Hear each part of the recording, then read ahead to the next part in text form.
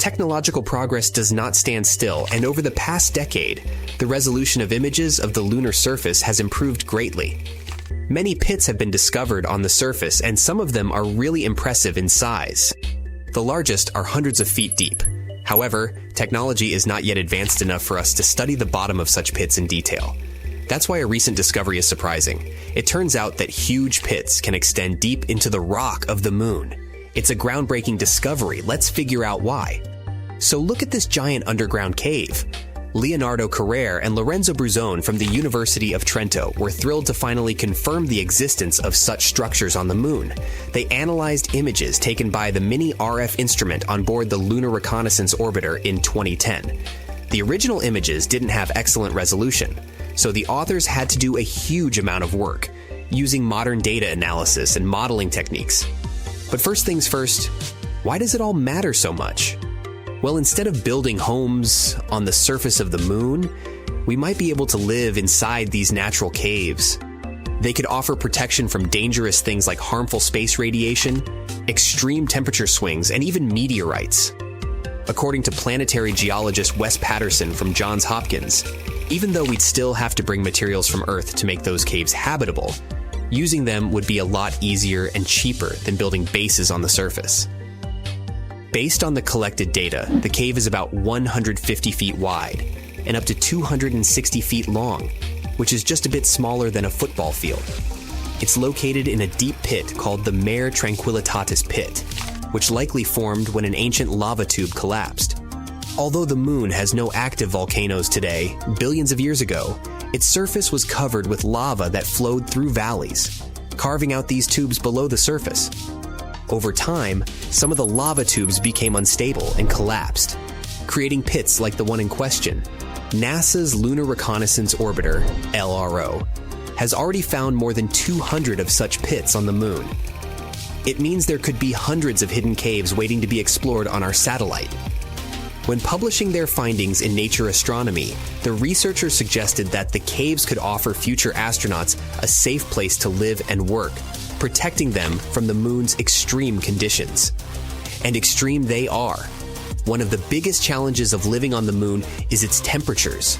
The lunar surface gets extremely hot during the day, reaching about 250 degrees Fahrenheit, and then the temperature drops below minus 200 degrees Fahrenheit at night. But inside the caves, the temperature could stay much more consistent. A separate study done in 2022 used computer simulations to predict that some of those caves could maintain a comfortable temperature of about 63 degrees Fahrenheit. Much easier to manage, right? Unfortunately, getting to the caves won't be easy. The Mare Tranquillitatis cave is over 400 feet below the surface, at the bottom of a steep slope covered in loose debris. It would take some clever engineering to get up and down that slope. The options could be using jetpacks, a lunar elevator, or some other kind of technology. We must find a way to transport astronauts safely. There's also a lot more to discover. Radar technology could help scientists find even more caves and lava tubes on the moon. In the future, a spacecraft with higher resolution radar could even map the insides of the pits that LRO has already found. According to the researchers, this kind of complete survey could help them figure out the best locations for future lunar bases and other explorations. And there's another potential bonus. Those caves could contain water. Scientists have already found frozen water on the moon, under the surface, and in permanently shadowed craters. Tiny amounts are also scattered across the lunar dirt. Water is a critical resource for any moon base, and finding it in the caves could make the idea of living there even more realistic. All in all, this discovery could be a game changer for lunar exploration. Living in natural caves on the moon might be a more practical and safer option than building something on the surface. It could also bring us one step closer to making the moon a place where humans can live and work for the long term. Okay, I officially give up on the hope that the moon is made of cheese after all. Wow, not even Gouda. The shiny lunar ball, or a curved banana, or half of a coin, depending on what phase it's in, has different layers inside, just like Earth. One of these layers is called the inner core. About 20 years ago, scientists were observing how the moon rotates. Using that data, they concluded that it had a fluid outer core. But the inner core was hard to study, so they didn't know if it was solid like a rock or molten like a hot liquid. But things are clearer now. Astronomers have collected data from different missions, including the Apollo missions, where astronauts went to the moon and gathered information themselves. Plus, they've used a special technique called seismic data. This method is all about studying how sound waves move through things. Take earthquakes on our planet as an example. When an earthquake happens, it creates waves that travel through the ground. Scientists can detect and analyze these waves to learn more about Earth's interior. The same idea can apply to other objects in our solar system, or planets, or, in this case, the moon. When quakes or moonquakes happen, they generate sound waves, and by carefully listening to and studying these waves, scientists can create a detailed map of what's inside the object.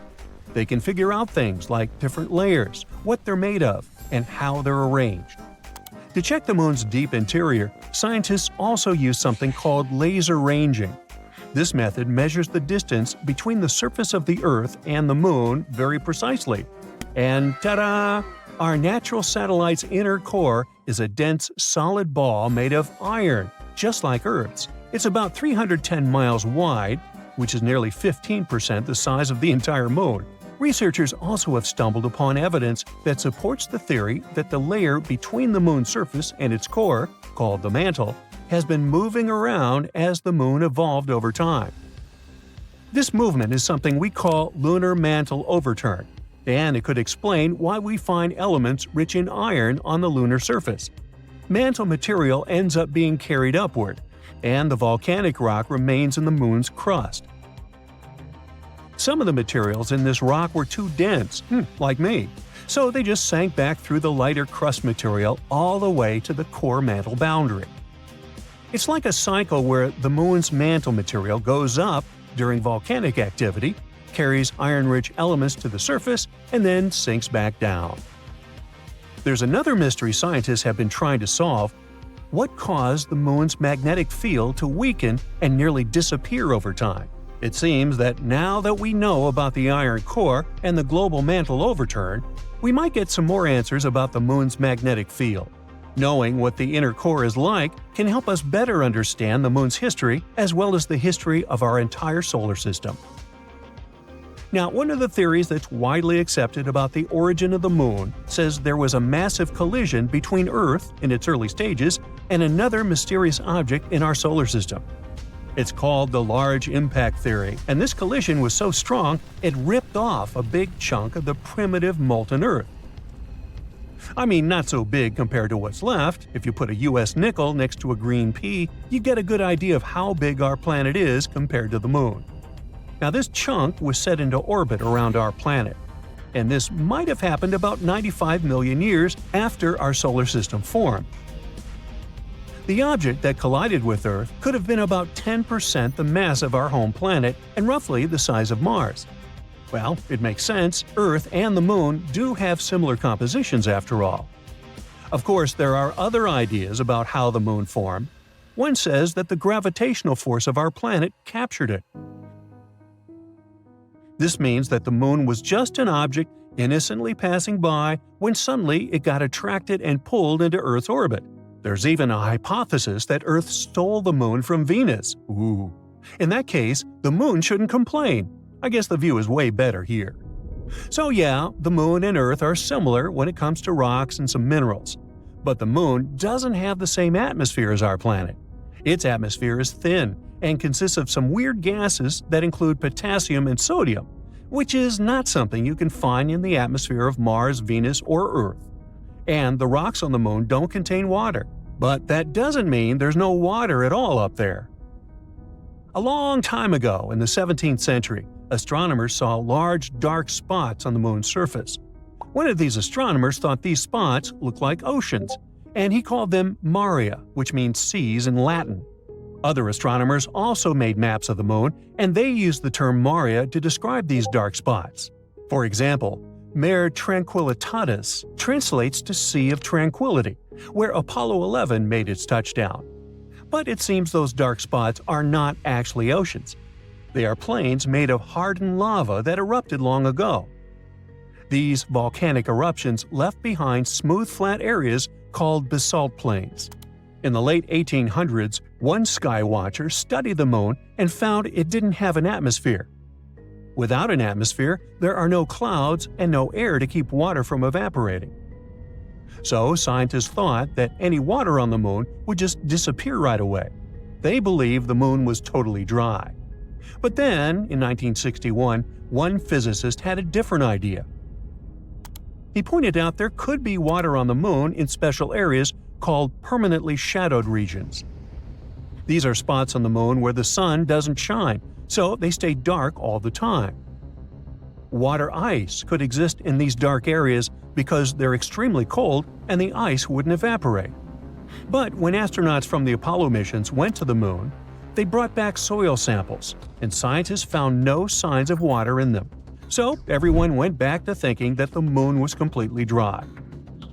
In the 90s, NASA focused on these shadowed craters and found high concentrations of hydrogen, which meant there could be ice at the moon's poles. They still weren't certain, so they kept digging and, after a while, found hydrogen trapped inside tiny beads of volcanic glass.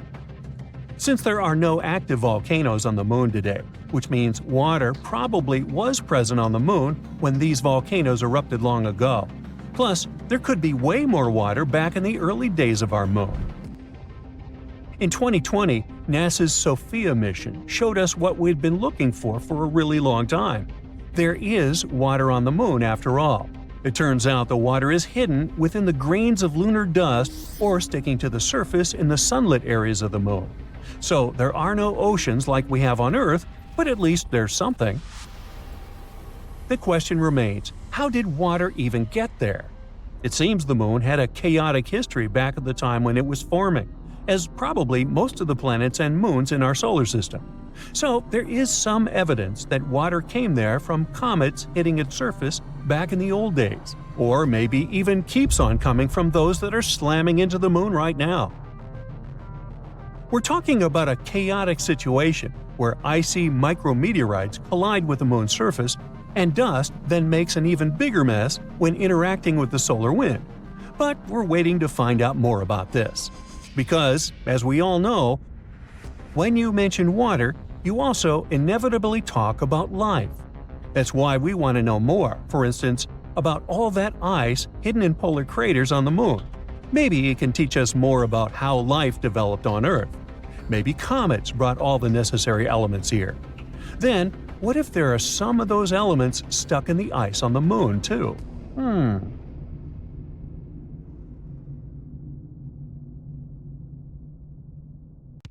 There's something happening inside the moon, something that nobody expected. Not a dramatic shift you'd see on the outside, but deep down, where things seem frozen in time, scientists have uncovered a hidden layer of what you could only call moon goo. Remember those school lessons about the crust, mantle, and core? Much like the Earth, the moon is made up of layers, a crust, mantle, and core. However, the moon's core is much smaller compared to ours. Earth's core is huge. It makes up about a third of our entire planet's mass. The moon's core makes up only about 1 to 2% of its mass, and its diameter is about 1/5 the diameter of the moon itself. It's surrounded by a hard, rocky mantle. But it turns out that between these two layers, that mysterious goo layer, and it's way more important than you might think. The layer is soft and partially molten, ebbing and flowing like the tides in our oceans. It rises and falls, stretching and shifting as if it were alive. Its movement isn't chaotic, but subtle and regular. We always knew that the moon influences our seas and oceans, causing tides with its gravity. But it turns out that we influence it back. The goo ocean reacts to the gravitational dance between Earth and the Sun. Also, the molten layer could be made of ilmenite, a very intriguing material. Ilmenite is rich in titanium, a strong and lightweight metal that we really love over here on Earth. Titanium is used in everything from airplane parts and spacecraft to medical devices, even in everyday items like bikes and laptops, all because it's incredibly strong and very resistant to corrosion and heat. So, if the moon might have a molten layer rich in ilmenite, that would be awesome. Astronomers are already planning for lunar bases, and if we had a material to build structures, spacecraft, or even tools for astronauts right there, that would be a game changer. Otherwise, we'd need to transport materials from Earth, which is extremely costly. This is our first tangible sign that the Moon is not just a cold, boring rock. Instead, it's dynamic, living, and breathing, with moving forces beneath the surface. NASA used new special tools to discover this: the Gravity Recovery and Interior Laboratory and the Lunar Reconnaissance Orbiter. These are both space missions designed to study the Moon, but they don't just look at the surface like a telescope. Instead, they help measure things we can't see with our eyes, like the Moon's gravity and how it changes over time.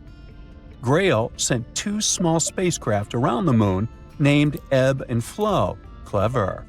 The idea was for these spacecraft to fly close to each other and measure tiny differences in the Moon's gravity as they go. It's like they were feeling the Moon's invisible pull in different places. If the Moon's gravity was stronger in one spot, the spacecraft moved closer together, and if it was weaker, they moved farther apart. This helps scientists understand what's going on inside the Moon, even if they can't actually go there. And the spacecraft intentionally crashed into the Moon in December 2012 to end the mission. The Lunar Reconnaissance Orbiter is a bit different. It takes super detailed pictures of the Moon and collects other important information about its surface. By combining the information from both Grail and LRO, we were able to find this goo layer. But this discovery actually challenges everything we thought we knew about lunar geology. How did this molten layer get there? How long has it existed? And perhaps more fascinating, how it stayed warm for millions of years? That's $1 million questions. The Moon's core generates heat just like ours. But it's not as easy as saying, oh, the core's heat probably keeps it warm and molten. Well, first, the Moon's core is much smaller and less active than Earth's, meaning it produces significantly less heat. Plus, the Moon is much cooler than Earth in general. With temperature dropping to minus 200 degrees Fahrenheit on the surface, how could this inner layer still stay in this flowing state? That's still a mystery. In any case, this goo could actually explain a lot of stuff about the Moon. For example, astronomers were exploring moonquakes and how they happen. Now they think that it might be this semi-molten layer shifting and moving beneath the surface. Now, beyond the Moon itself, it also tells us more about other celestial bodies. If the Moon, something we considered basically a huge static rock, has such a dramatic life, what about other planets, moons, or asteroids? Could they also hide similar hidden movements beneath their surfaces? We can even understand our own planet better, learn more about how tides and similar stuff works. There are so many great discoveries we've been making on the Moon. Recently, we found some awesome stuff beneath the surface, massive caves hidden for millions of years. For over 50 years, scientists have suspected that the Moon's surface is full of underground tunnels and caves. These are known as lava tubes because they were formed by lava. Duh! Millions of years ago, the Moon was pretty unstable. It underwent some volcanic activity, causing eruptions. When a volcano erupts, lava can flow across the surface. As the outer layer of the lava cools and hardens, it forms a solid roof of dark material. It's actually what these famous dark spots on the Moon are. These are dark, hardened remains of ancient lava. But the hot, molten lava continues to flow through the center. Once the eruption ends and the lava drains away, what's left behind is an empty hollow tunnel, hence a lava tube. On Earth, we have lava tubes in places like Hawaii or Iceland, where volcanic activity has created similar underground tunnels. The same thing happened on the Moon billions of years ago, although they're much crazier compared to ours. In fact, lunar lava tubes are now thought to be some of the largest and longest in the entire solar system. One such cave was discovered beneath the famous Mare Tranquillitatis, the place where Apollo 11 first landed, and it's at least 340 feet deep. Now, all these lava systems have remained hidden just beneath the surface, untouched for millions of years. Only now, they finally managed to prove their existence. Scientists from the University of Trento in Italy found them using special radar technology and advanced computer methods. These techniques let you see underground by sending radar waves. The waves bounce back and give clues about what's hidden underneath. By analyzing the way these waves reflected back, the researchers could detect the shape and size of the hidden caves. Now, the best thing about this discovery is that we could build all our bases there. These caves protect from radiation, harsh winds, and meteoroids. NASA even found evidence that some of these caves stay at a steady 63 degrees Fahrenheit. That's some crazy coziness for the moon. And on top of that, there could even be some water there. So humans could take shelter inside these natural tunnels and build entire colonies on the moon. And I know what you're thinking.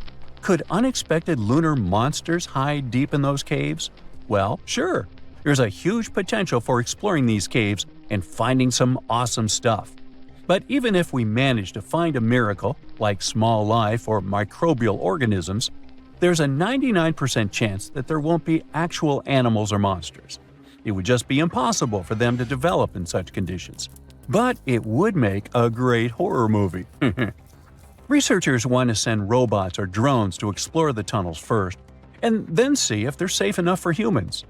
And it's not just the US getting in on the action.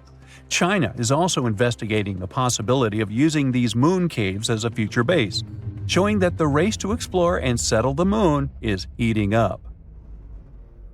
There are a few theories about how the moon appeared in the sky, and recently a new idea has popped up. But before we discuss this newcomer, let's look at the most popular hypotheses of the moon's formation. The capture theory claims that Earth's natural satellite used to be a wandering body, something like a large asteroid.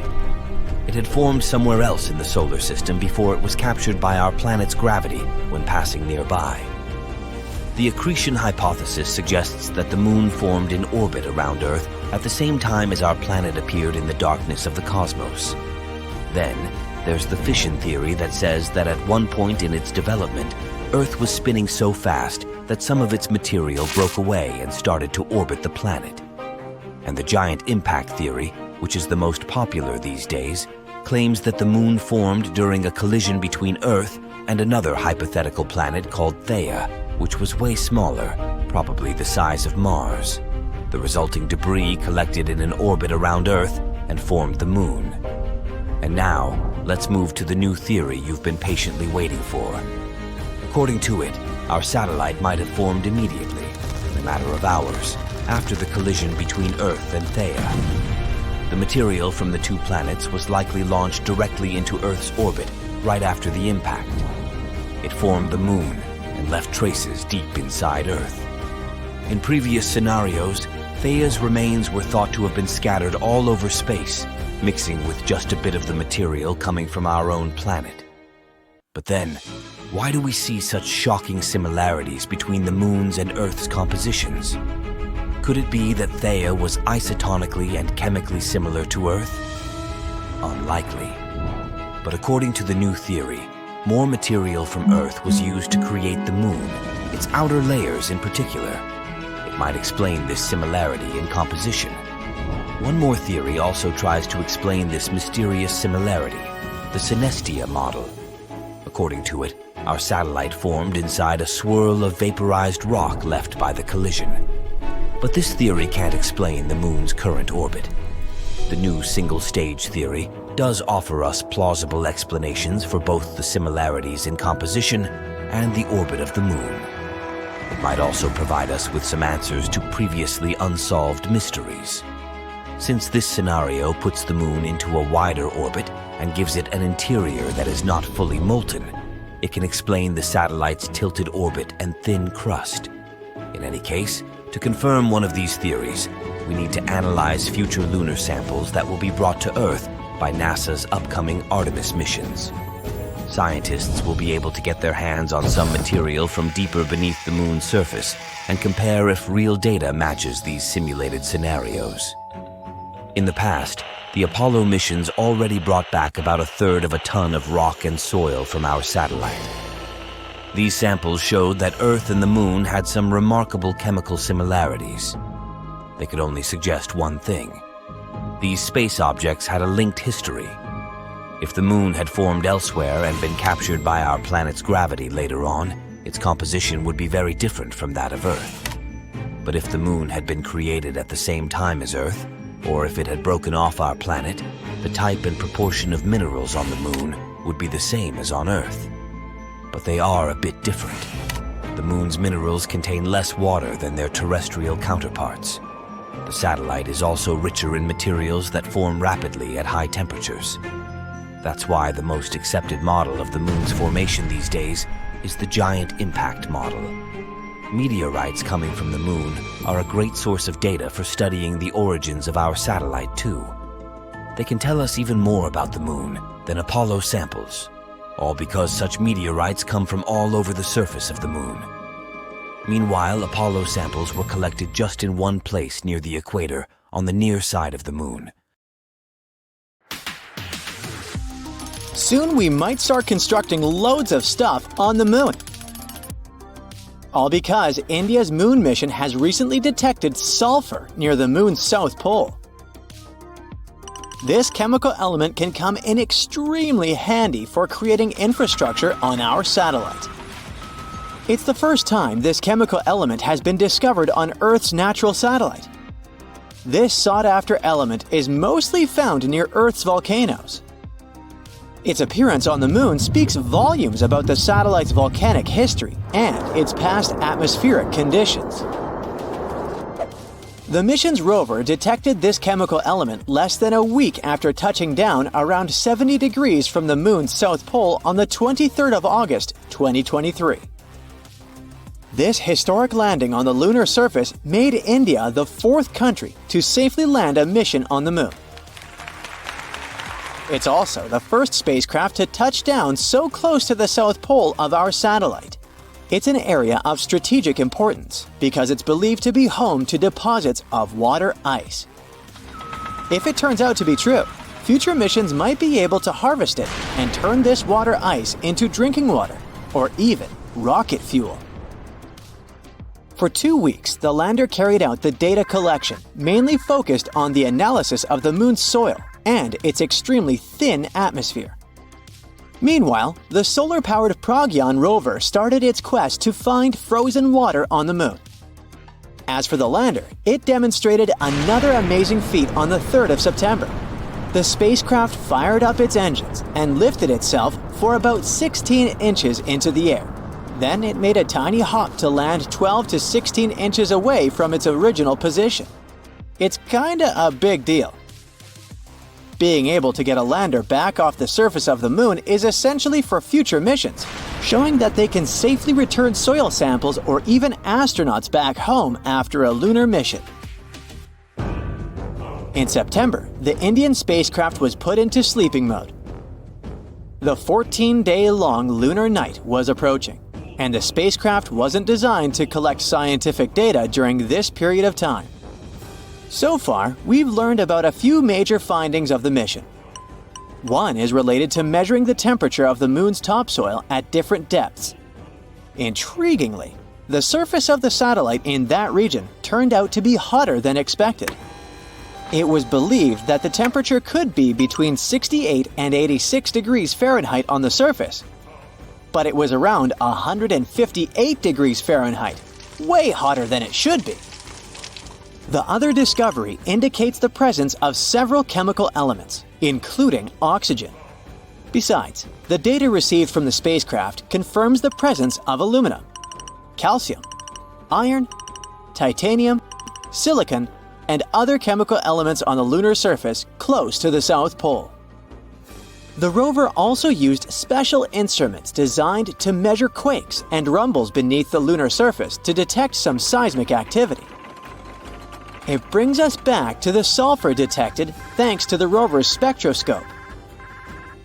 Scientists are currently working on figuring out whether this element formed on the surface in a natural way or whether it's the result of volcanic activity or a meteor strike.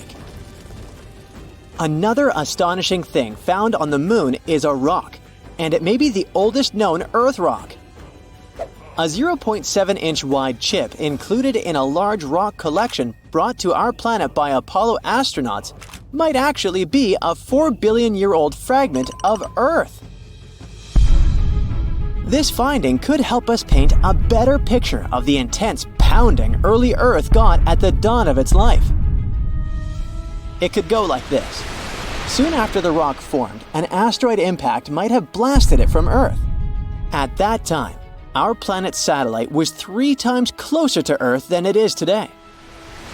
The collision was so powerful that this chunk of terrestrial rock found its way to the Moon. Later, this fragment got engulfed in a lunar breccia, a motley kind of rock. Eventually, the rock was brought back home to Earth by Apollo 14 astronauts. Even though scientists had found meteorites coming from Mars and the Moon before, it was the first time a rock from the Moon turned out to be a terrestrial meteorite. They also found out that the rock had formed in a water-rich environment at temperatures and pressures corresponding to those at around 12 miles beneath the surface of our planet. In 2019, China's Chang'e 4 mission made history by landing on the far side of the Moon. The mission's rover helped researchers visualize structures hidden deep below the surface of the satellite, revealing billions of years of lunar history. The Yutu-2 rover made this discovery with the help of its lunar penetrating radar. It imaged deep into the Moon's surface and listened to echoes of sound bouncing back off structures hidden from view under the surface of the Moon. It turned out those structures were resting at depths of almost 1,000 feet. The research suggests that the first 130 feet under the surface are made up of layers of dust, soil, and rocks. The instruments also discovered a concealed crater that must have formed after a large object slammed into the Moon's surface. Long, long ago, ancient lava was likely to be flowing deep underground. Researchers believe that the broken rocks around the formation might be debris produced by the impact. They also found that the volcanic rock layers were thinner the closer they were to the surface. Such a thickness variation of lava flows might mean a decrease in the number and magnitude of eruptions over time. So, lunar volcanic activity gradually dwindled since the Moon's formation around 4.5 billion years ago. On the far side of the Moon, there is one of the largest and oldest impact craters in our solar system, the South Pole Aitken Basin. Unfortunately, from Earth, you can only see its outer rim, which looks like a huge chain of mountains. It's a ginormous 8-mile deep dent, stretching for more than 1,500 miles in diameter and covering 1/4 of the Moon's surface. Astronomers are sure that this crater appeared when an asteroid collided with the Moon around 4 billion years ago. And now, look at this gigantic chunk of metal the size of 4 states of Connecticut. As for its weight in pounds, it's enough to say that the number contains 18 zeros. This mysterious mass is hidden about 180 miles under the Moon's surface, somewhere in the middle of the South Pole Aitken Basin. It was discovered when GRAIL, which stands for NASA's Gravity Recovery and Interior Laboratory mission, gathered data about our natural satellite. When examining this information, scientists noticed that in one place on the Moon's surface, there was a weird change in gravity. After researching this phenomenon, they concluded that something mysterious was weighing down the basin floor there. So far, researchers haven't figured out the origin of the bizarre lump, but there are several theories. One of them claims that the finding is a chunk of dense oxide, which appeared when the Moon was just taking its shape. At that time, the satellite was still covered with ancient oceans of magma, and the lump could be formed at the final stages of its cooling. However, most scientists support another theory, according to which the puzzling mass is part of the giant asteroid that once created the South Pole Aitken Basin. Since the thing is metallic, it's probably the iron-nickel core of the asteroid. There might be a labyrinth of lava tubes on the Moon. Not so long ago, astronomers received the results of underground topography and discovered a massive cave under the surface of Earth's satellite. It could be the result of the lunar volcanic activity that happened more than 3 billion years ago. Streams of lava hardened, creating a thick, hard crust on the outside. But inside, it kept flowing, melting the rock and creating tunnels and caves. Numerous small pits in the Moon's surface discovered by NASA seem to be the openings to such lava tubes. If this theory is confirmed, the underground tunnels might serve not only as a convenient location for human-crewed space missions, but also as much-needed water sources for astronauts. Our moon exploration project started out in 1969. Sure, there have been some problems along the way, but astronomers are certain we'll get back up there pretty soon and with better knowledge and technology. However, there's an 800-year-old trick that might become way more useful than fancy GPS tech and powerful rockets. It's called the Fibonacci sphere. Some scientists at a Hungarian university stumbled upon this idea while studying the moon. They believe it might be useful to better understand how the moon spins and how it's a bit squished while it goes around Earth. You might believe that our planet and its satellite are these perfect little spheres floating in space. Well, that's not true. They are in fact like slightly deflated soccer balls because of all the gravity, rotating movements, and tides. The GPS technology we use here on Earth is already adapted to these less than perfect ball proportions. Remember, our planet is a bit flattened at its poles. If we're going to make a map system for the moon, we need to do the same for its shape, called a solenoid, or what scientists call the moon's version of our Earth's shape. Since the moon is less compressed than our planet, scientists have been taking a shortcut until now. They've been looking at our satellite as a simple ball shape. However, with all these new projects coming up in the following decades and even some exciting trips we might end up having on the moon, we need to be more precise. Scientists now believe we should get the real data and start drawing an accurate picture of the moon. Here's where the Fibonacci sphere comes in handy. It's a clever solution that's been used by mathematicians to spread points out evenly on a ball. Scientists recently used it to map around 100,000 spots on the moon using data previously collected by NASA. And what they found was crucial for our understanding of the moon's shape. For instance, we now know that our satellite's poles are about 0.3 miles closer to the center compared to the moon's equator. Sure, it might seem like a tiny detail, but if we adjust our GPS software accordingly before we land on the moon again, it might save us from getting lost up there. This level of math hasn't been done since the 60s for the moon, but we already know it works wonders here at home, so it only makes scientists better prepared for future missions. This isn't the first time people have used Fibonacci's findings to come up with clever solutions. We've also seen it put to work in finance, agriculture, and in computer science. Let's see where it all came from.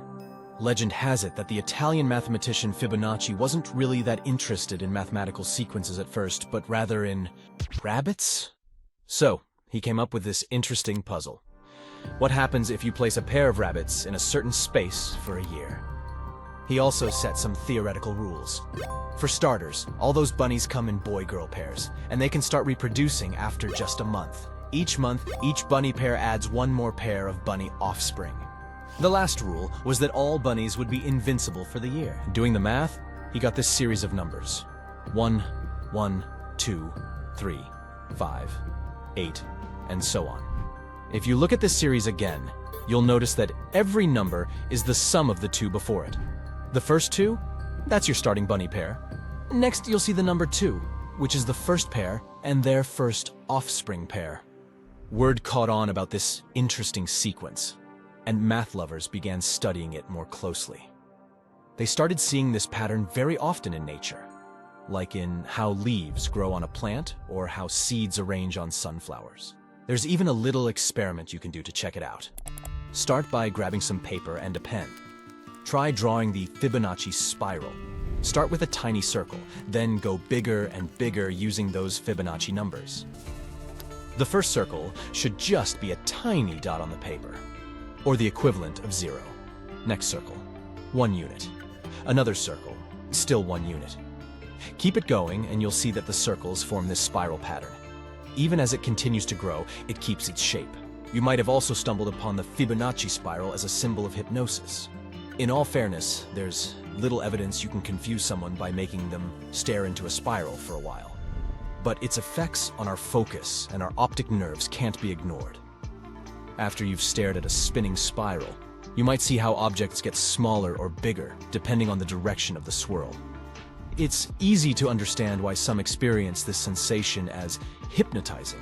This interesting series of numbers appears in our day-to-day lives, even if we don't notice it. It can also be used in more practical instances, like converting miles to kilometers.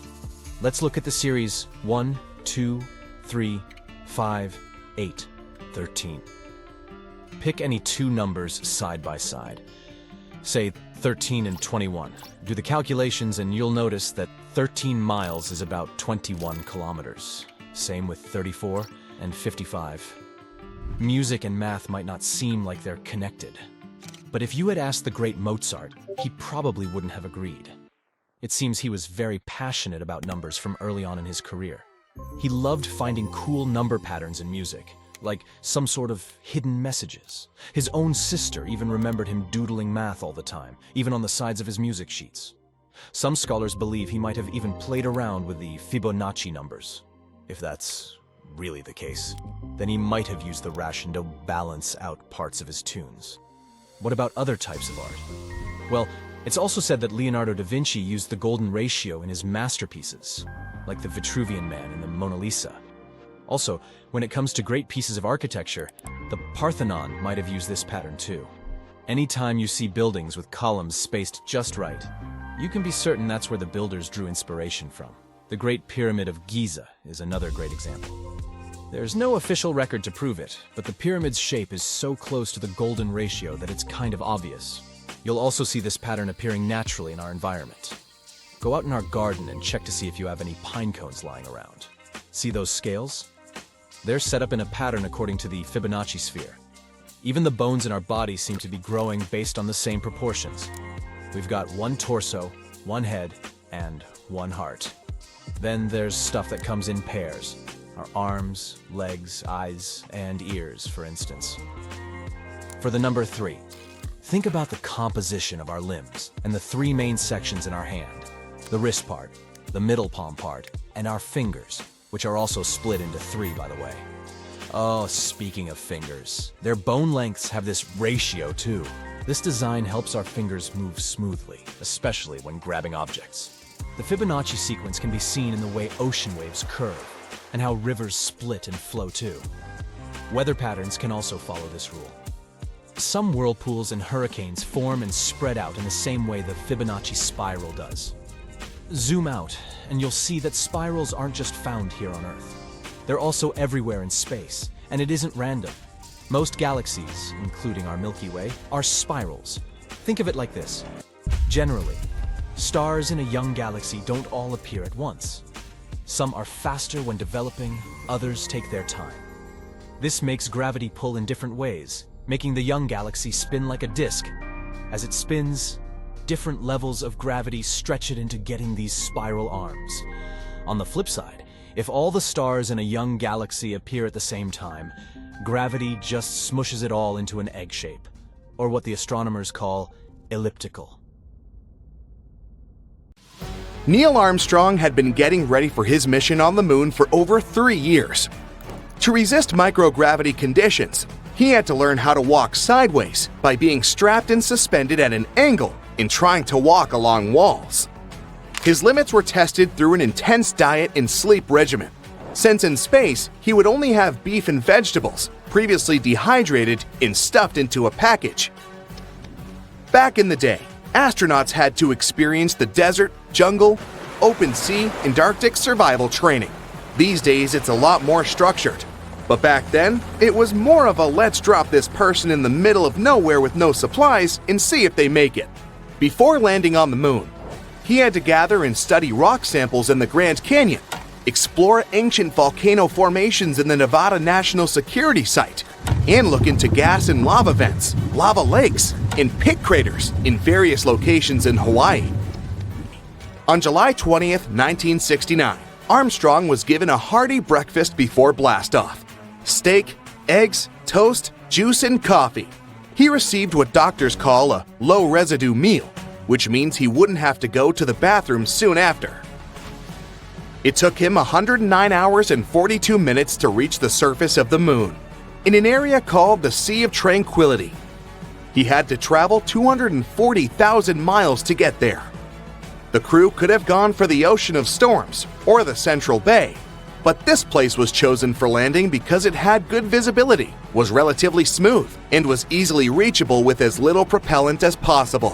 When he was at about 500 feet above the surface of the moon, Armstrong had to maneuver the spacecraft manually to make sure they wouldn't land in a dangerous crater. He continued to hover for about a minute and a half, moving it sideways until he felt comfortable to land. As soon as his device landed safely, he immediately radioed to Mission Control, located in Houston, Texas. The now famous message, "The Eagle has landed." Steadily, he went down the lunar's module's ladder, while a television camera was attached to the craft to record his progress. The camera also transmitted the signal back to Earth, where hundreds of millions of people were anxiously waiting. At precisely 10:56 p.m. EDT on the same day, Armstrong placed his feet onto the lunar soil, saying, "It's one small step for man, one giant leap for mankind." The schedule said that the astronaut needed to sleep before the first moonwalk, but he chose to go outside earlier than planned, since he obviously couldn't sleep. If Armstrong had walked on the moon without special equipment to breathe, he would have smelled a weird odor, sort of musty and sulfuric. Still, he had the chance to smell it when he returned to the lunar module. The thing is, the dirt had clung to his feet, so the odor spread all over the cabin. He described it as wet fireplace ashes, or how the air smells after fireworks shows. Who would have thought you needed to pack a scented candle when going to the moon? Apart from the people that have since made it to the moon, no one ever got the chance to know precisely what the crew was smelling. Even during that first mission, when moon soil and rock samples were transported to labs in airtight containers, once they were opened back on Earth, surprisingly, the smell was gone. He also felt the surface of the moon to be fine and powdery, but said he had no difficulty in moving around. One other member of his crew joined him about 20 minutes later. The whole moonwalk took a little over 2 hours. During this time, Armstrong and his teammates set up various devices on the surface of our satellite. One was meant to precisely measure the exact distance from there to Earth, by timing how long it took for a laser beam to travel from Earth to the lunar surface and back. Another meant to measure moonquakes and potential meteor impacts, which leads us to the discovery that the moon was pretty alive after all. We know today that the largest moonquakes are much weaker than the largest earthquakes, though their movements can last for up to an hour, way longer than on Earth. They managed to gather somewhere around 50 pounds of rock and soil samples. They also snapped many photographs of the terrain, where they also planted a US flag. The astronaut even got the chance to catch up with President Richard Nixon, for less than a minute though. The final thing on the list for Armstrong was to go for a walk to what is now known as East Crater, 65 yards east of the lunar module. It was the greatest distance traveled from the spacecraft on that specific mission, approximately the length of half a football field. As soon as his tasks were done, Armstrong went back into the lunar module and safely closed the hatch to get some sleep. While preparing for liftoff, Armstrong and his crew discovered that, because of their chunky spacesuits, they managed to break the ignition switch for the ascent engine. No big deal, they thought. So they used a part of a pen to push in the circuit breaker to start the launch sequence. At 1:54 p.m., the famous Eagle began to ascend. Apart from the scientific equipment installed on the surface of the moon, a plaque was also left there. It read, "Here, men from the planet Earth first set foot upon the moon, July 1969 AD. We came in peace for all mankind." Years later, Armstrong said that NASA limited their time on the moon because they didn't know how the spacesuits would handle the moon's extreme temperatures, as high as 260 degrees Fahrenheit during the day, to as low as 280 degrees Fahrenheit below zero at night. Things got a bit more complicated when Armstrong landed back on Earth, since he had been exposed to unknown space particles. The result? He and his team had to be placed in planetary protection quarantine on their return. as soon as their space capsule safely splashed down in the Pacific Ocean on July 24th. That specific quarantine for the Apollo 11 astronauts is one of the reasons why we have microwaves in our kitchens today. When they first returned from the moon, they initially spent their first few days in a mobile quarantine facility, or MQF. Sure, the MQF featured comfortable chairs, bunks, a toilet, and showers, but it didn't leave a lot of space for fancy cooking. Since there was no room for a standard oven or grill, and to also reduce the potential fires that might have occurred, NASA had to get creative. That's how the original countertop microwave oven was developed, to easily help astronauts get their meals without the hustle of a fully equipped kitchen. These days, you can see that first microwave in a museum in Oakland, California. After returning to Earth, Armstrong claimed he would never reach for the stars again. But he didn't stop exploring, though. Back in 1985, he joined a professional team of other greatest explorers to the North Pole. He was joined by mountaineer Edmund Hillary, aviator Steve Fawcett, and photographer Patrick Morrow, reaching the pole on April 6, 1985. Armstrong claimed he wanted to see what the Earth's icy pole looked like from the ground, since he had only seen it from the surface of the moon. The Apollo 11 mission was nevertheless unforgettable for Armstrong since. In 2015, the Smithsonian Institution uncovered that he had kept hidden a cloth bag full of small parts from the lunar module. It included his waist tether, some utility lights, and their brackets, an emergency wrench, and the optical sight that was mounted above Armstrong's window of the space module. It also contained the data acquisition camera that recorded the iconic footage of Armstrong taking his small step on the moon. Armstrong kept it to himself for many years until his widow, Carol, eventually found it. He even kept it a secret from his official biographer, who at many times asked if he had kept any memorabilia from his famous mission. He didn't sneak those objects back on Earth, though. He just mentioned it to be a bunch of trash he wanted to bring back.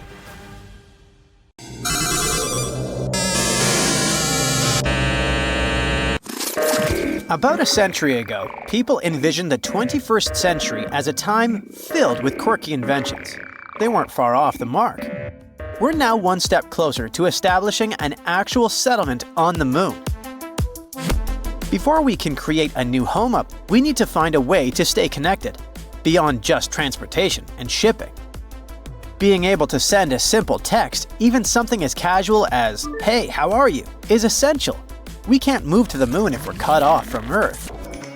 Let me spill some tea. A lunar 4G network is currently being developed. The company leading this initiative is none other than Nokia's Bell Labs. The company, bought by the world-famous Finnish company that started out as a paper mill in the 19th century and later ventured into the cell phone industry, creating iconic devices long before Apple launched its first phone. Once the network is completed, it will be loaded onto a lander, deployed, and connected using specialized radio equipment. But don't think this is just a fun experiment. It has significant purposes. The Lunar Outpost rover, one of the vehicles involved in this mission, will thoroughly explore an area known as the Shackleton Connecting Ridge. Another rover, the Micronova, will investigate a lunar crater in search of ice. When they discover ice and capture images, this information will be first transmitted to the lander and then relayed to Earth, an unprecedented achievement in history. Moreover, the importance of a reliable phone connection cannot be overstated. Currently, astronauts communicate via radio. But NASA aims to establish a lunar communication system capable of supporting high-resolution video.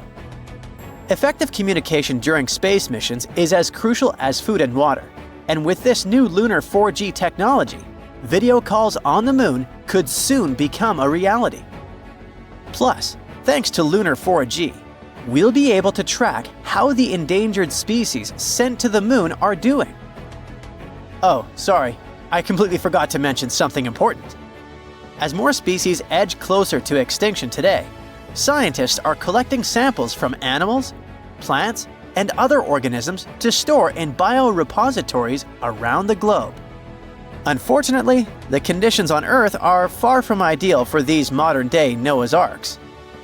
Hence, the decision to build 1 or 2 vaults on the Moon makes perfect sense. On the Moon, there's a permanently shadowed region at its south pole.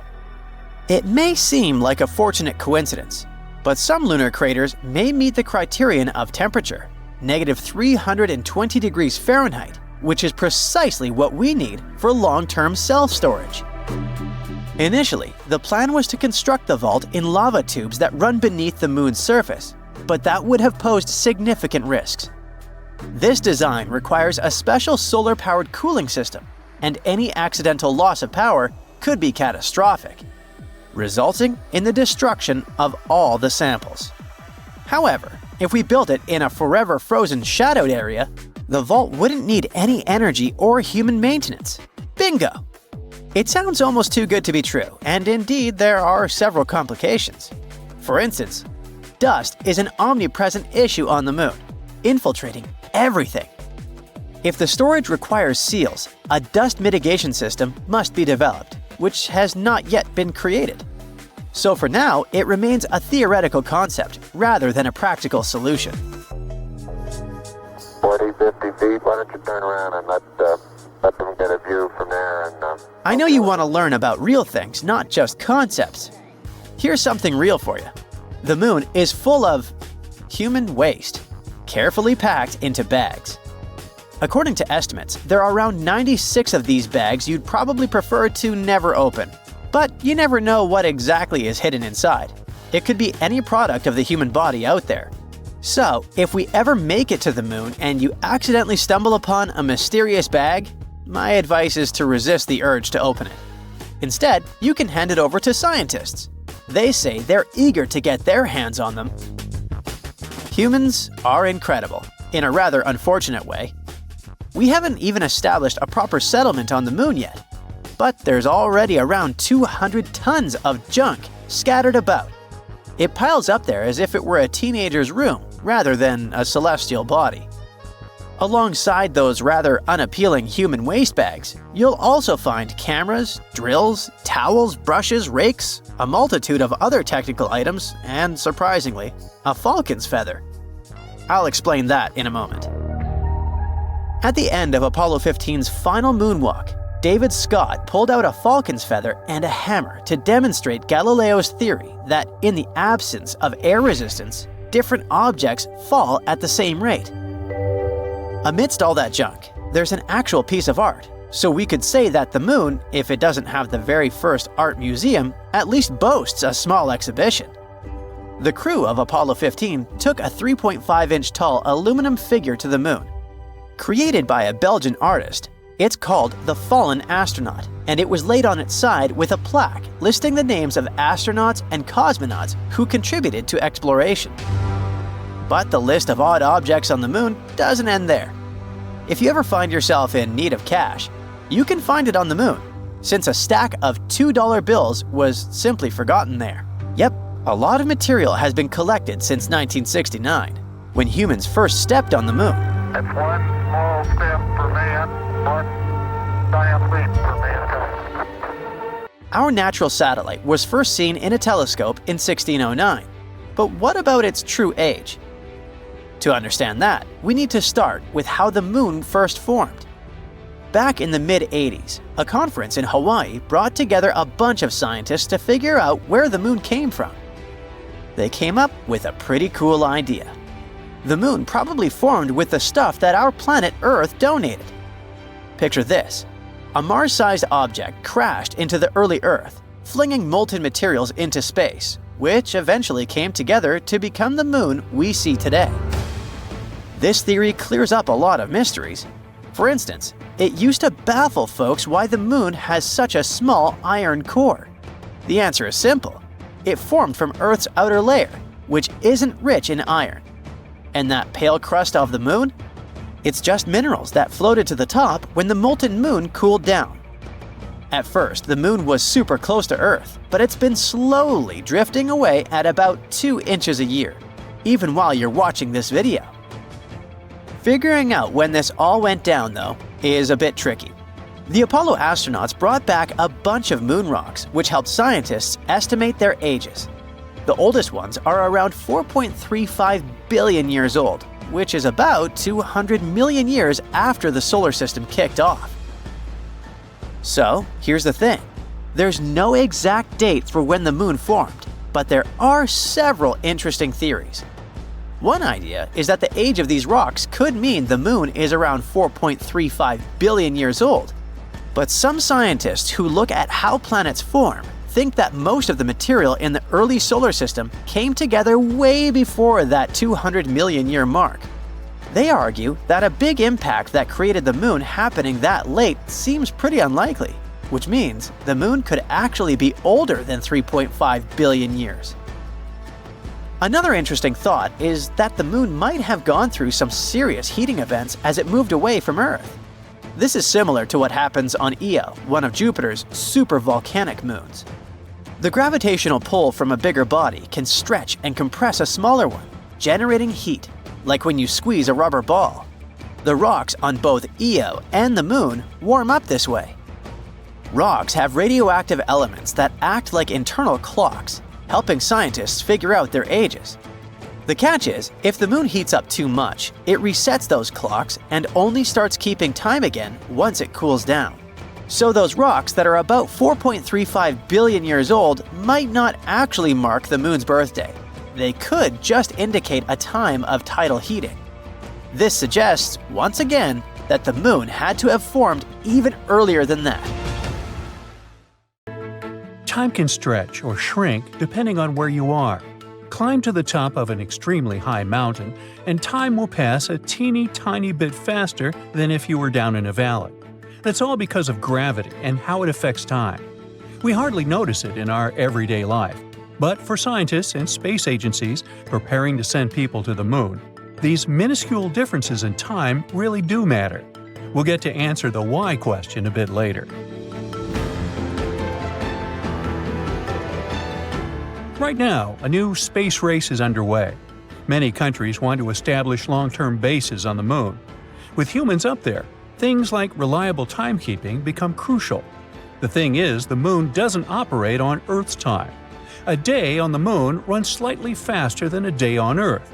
The difference is about 56 microseconds, and it seems insignificant. But over time, even such a difference can add up, creating bigger issues. So, to keep lunar missions running smoothly and prevent things from drifting out of sync, NASA and scientists around the world are now dealing with a tricky challenge, creating an entirely new lunar timescale. NASA is supposed to start using it by 2026. It's the same year they hope to send astronauts back to the moon for the first time in 50 years. But this new timescale is not just a moon time zone. It's actually an entire system that will adjust for the moon's faster time and keep everything synchronized with Earth's time systems. Only in this case will missions be able to run smoothly. You see, on Earth our timekeeping is already surprisingly complicated. It might seem like time should be a straightforward concept, but keeping accurate time is actually a precise science, especially when you consider how much timekeeping affects our daily lives. So, to keep global time coordinated, scientists rely on something called Coordinated Universal Time, also known as UTC.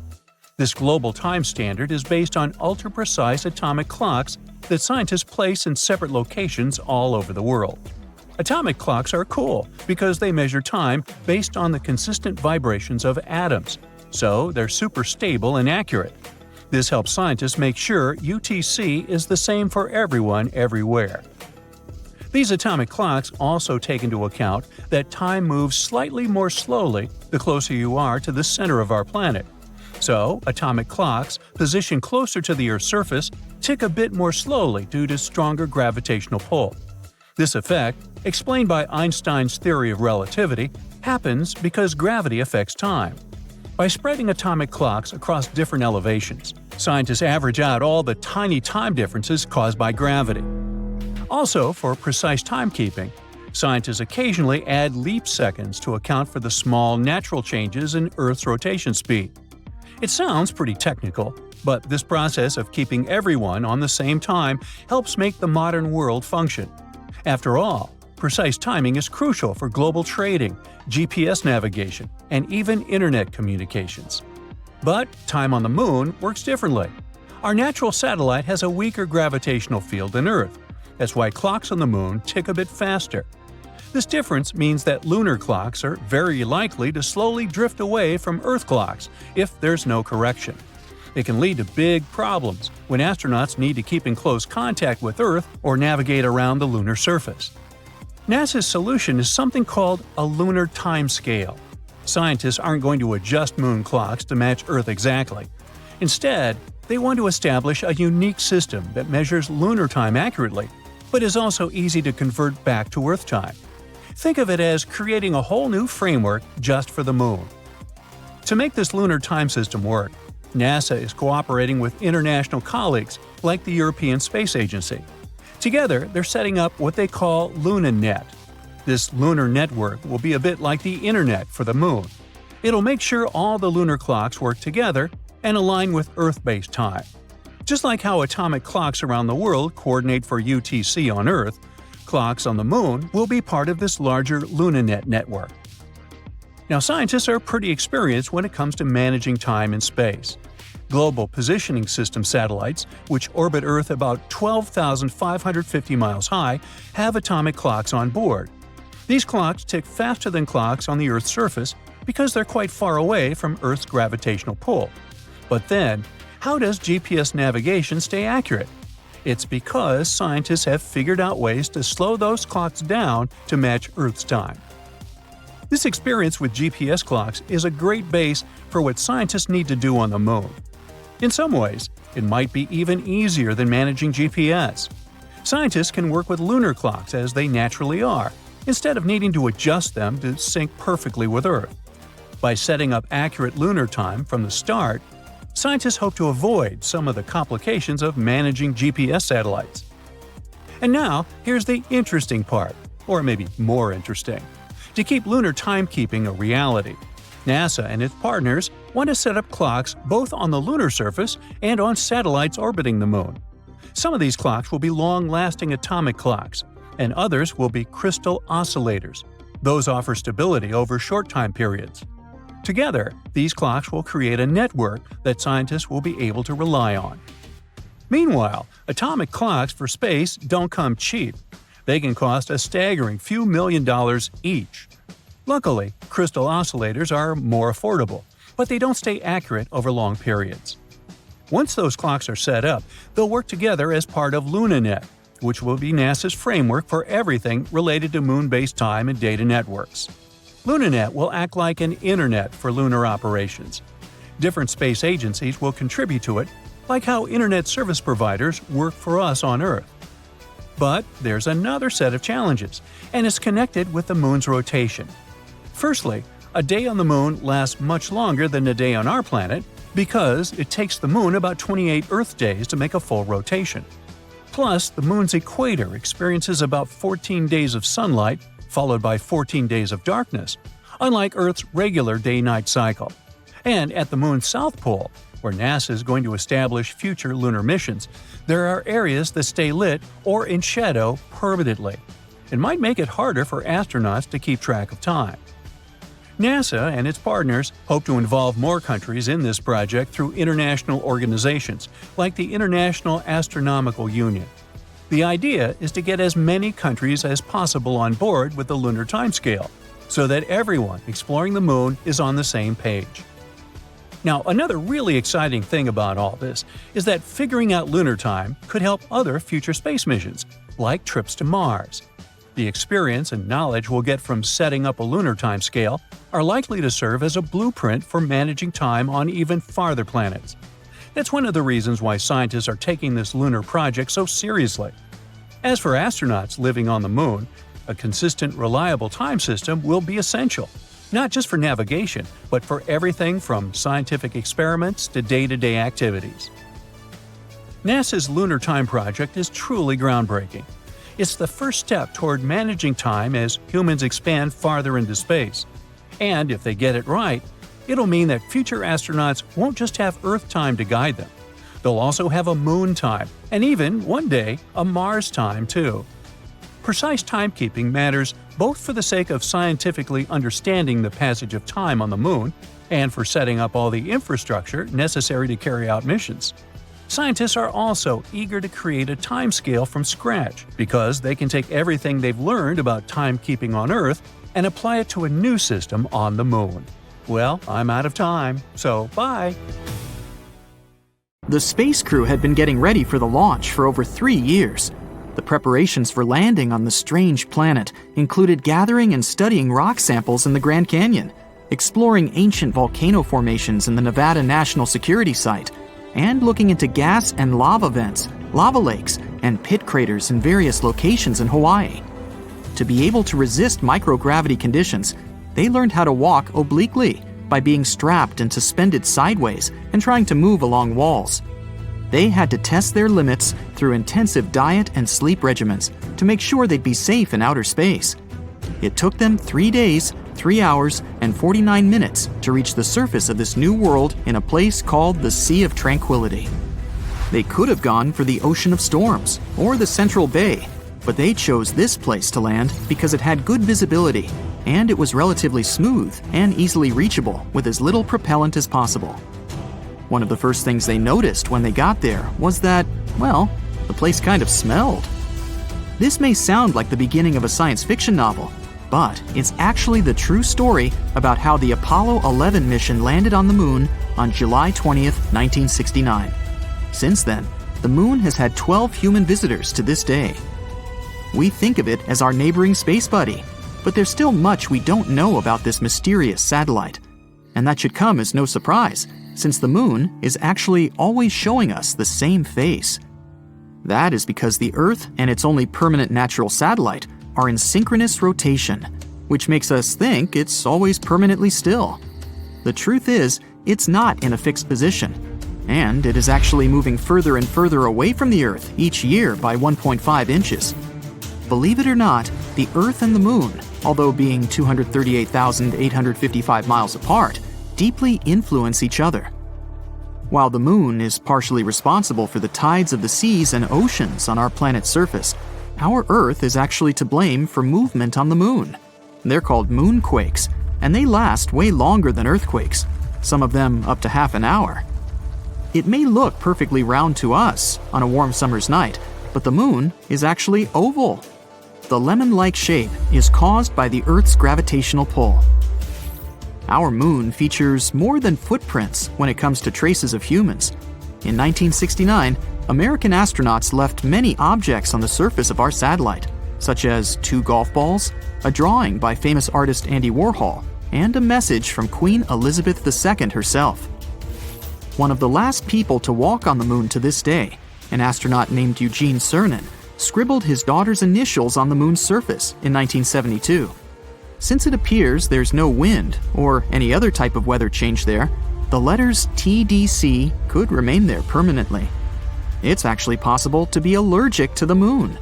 Harrison Jack Schmitt, an astronaut from the Apollo 17 mission, spent some time in a valley in the Sea of Serenity, then climbed back into the crew's lunar module, but had some moon dust on him. Just as he removed his spacesuit, he got red eyes, sneezing fits, and other allergic reactions that lasted 2 hours. Since it's so close to us, we've established that the Moon has a time zone of its own. We call it the Lunar Standard Time, but it doesn't correspond to time on Earth. To get an equivalent, the explanation is a bit more complex, but in simple terms, a year on the Moon is split up into 12 days, each one about as long as a month on Earth. Each one of these days got its name after a different astronaut who has walked on the Moon. The start date of this calendar coincides with the moment Neil Armstrong walked on the Moon. So, the Lunar Year 1, Day 1, began on July 21st, 1969 at 2:56:15 Universal Time. Since the Moon has a very thin atmosphere, it has some pretty crazy temperatures, both hot and cold. They can go up to 200 degrees Fahrenheit. Over by the Moon's poles, however, the temperature is always at around minus 400 degrees Fahrenheit. Humans have tried to trace the connection between our natural satellite and the Earth for for as long as we can remember, coming up with words to explain why the moon's existence influences us so. In the Middle Ages, scientists and philosophers thought that during a full moon, some people were more likely to experience different health conditions. Because they saw this inexplicable connection to the full moon, people with these symptoms were named lunatics, or at times, literally, moonsick. People are not the only creatures living on Earth that are affected by moon cycles. Dog owners are 28% more likely to take their pet to vet emergency rooms during the full moon. You may think that's the reason why wolves have this preference for howling at a full moon, more so in popular culture. But scientists haven't been able to find any connection between wolf behavior and the lunar cycles, so it might as well just be a myth. The largest known crater in our solar system is also found on our moon, and is called the South Pole Aitken. This giant formation is located on the far side of the moon and measures 1,550 miles in diameter.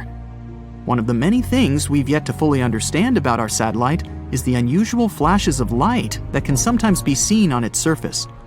Scientists have named these outbursts transient lunar phenomena, or TLP in short, and they have been seen all over the world for centuries. One of the first instances of TLP dates back to 1178, when monks from Canterbury claimed to have seen a flaming torch on the surface of the moon after the sun had set. TLP does not simply mean light flashes. Reports also have detailed other unusual events, such as gas-like mists, reddish, green, blue, or violet colorations, or even the darkening of certain locations on the moon. Is something strange happening with our moon? Is it the beginning, or did we just start noticing it with the newer space study equipment we have nowadays? There are a lot of different theories that scientists have developed trying to piece together what can be causing these events. The unusual flashes on the moon can be caused by anything from meteoric impacts to electrostatic activity. It's difficult to pinpoint the explanation for each event, since most of these episodes are recalled either by a single observer on Earth or from a single location.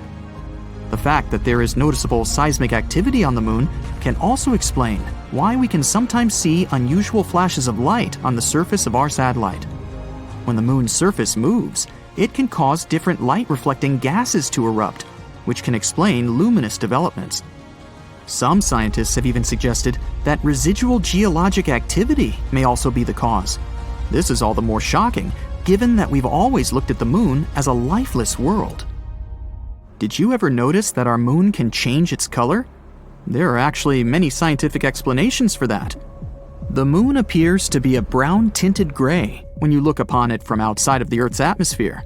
When gazed upon from the Earth's surface, the moon appears to change color depending on various phenomena. The moon seen near the horizon will most likely be yellow or red-tinted. The rarer blue-colored moon indicates that you're looking at our satellite through an atmosphere carrying larger dust particles. The moon can even appear purple at times, but what causes this specific hue is still up for debate. The fact that we don't know exactly if or how much water there is on the moon's surface is not the main reason why we aren't already building houses up there. It seems that radiation actually has a lot more to do with it. Recent studies have shown that the moon's surface has a radiation rate 5 to 10 times higher than that you experience on a transatlantic passenger flight. That also means it's 200 times higher than the rate on the Earth's surface. In future lunar explorations, like the Artemis project for example, scientists need to take this into consideration, not to expose the astronauts. Named after Artemis, Apollo's sister, this program aims not only to place astronauts on the lunar surface in the future, but also to build some sort of an establishment there to study the moon in safe conditions. While the project started in 2017, the first planned mission is set for launch in summer 2022, with an estimated duration of 25 days. The space object, with no crew on board, is planned to reach lunar orbit and safely return with sufficient data for the next 4-person mission scheduled for May 2024. Artemis 3, 4, and 5 are expected to be launched in 2025, 2026, and 2027 respectively, each with a planned duration of approximately 30 days. How about playing golf? Not on Earth, but on the moon. Let's journey back to a time 50 years ago when one astronaut turned the lunar surface into the most unusual golf course ever. Any golfer will tell you how tricky it is to avoid sand traps, but picture Alan Shepard, a NASA astronaut dealing with an entire surface that feels like super fine powder. During the Apollo 14 mission, he took a break to showcase some spacey golf skills for everyone watching from Earth. After his first shot, he excitedly made another. For him, it seemed the ball went forever and ever.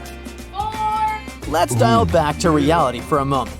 Thanks to the research by the United States Golf Association, or USGA, we've got some numbers.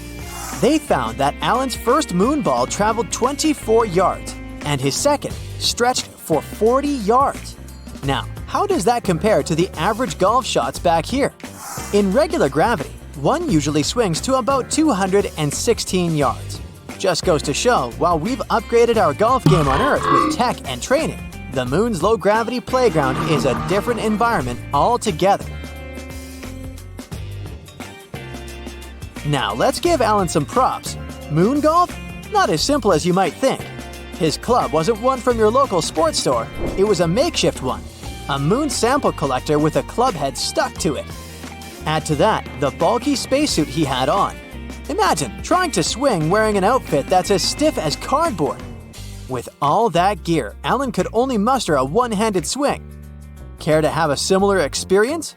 Well, you might not be able to play golf on the moon anytime soon, but you can give it a shot underwater.